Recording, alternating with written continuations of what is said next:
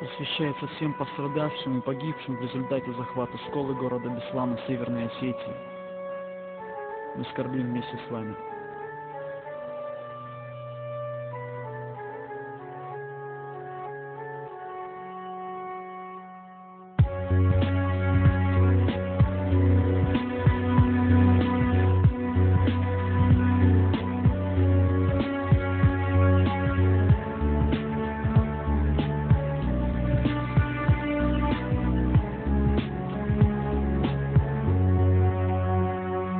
Сентябрь, Осетия, солнечный день, дети в школу идут, у них сегодня важный день, но вдруг по всем телеканалам передали сообщение: захвачена школа, захвачены дети, но никто не поверил, ведь такого не бывает, этот мир сошел с ума, уже детей убивают.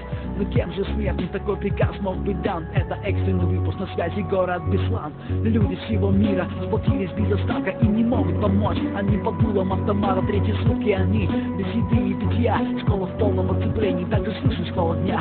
Мир замер в молитве, Всевышний, верим мы в тебя, не позволь захватившим покалечить дитя. И вот удача пришла, начались переговоры, но что-то вдруг пошло не так, и зарыдали горы.